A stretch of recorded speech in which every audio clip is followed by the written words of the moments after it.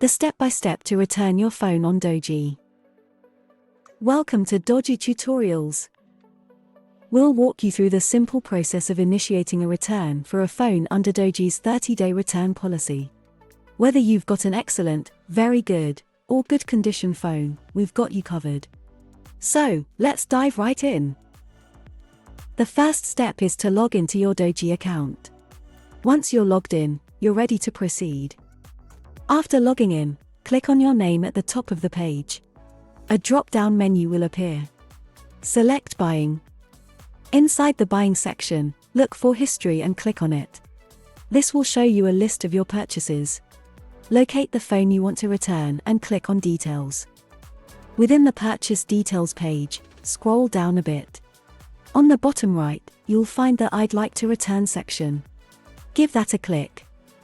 Now, it's time to provide the necessary return information. Here's what you need to do. First, choose the reason for the return from the available options. This helps Doji understand why you're returning the phone. Then upload clear photos of both the front and back of the phone. If there's a specific issue, capture that in a photo too. Visual evidence is important in this case. Now decide whether you'd like a repair, replacement, or refund for the phone. Depending on the issue, you'll select the appropriate option. To finish, in the comments section, explain in detail what issue you're facing with the phone. The more precise you are, the better. Once you've filled in all the necessary information, click on Proceed. You've now successfully initiated the return process.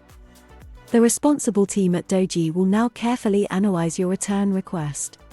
If it's approved, they'll contact you via email with the next steps. If you have any questions or need assistance, don't hesitate to reach out to us through the chat feature on our website. We're here to help. Thanks for watching, and we'll catch you in the next tutorial.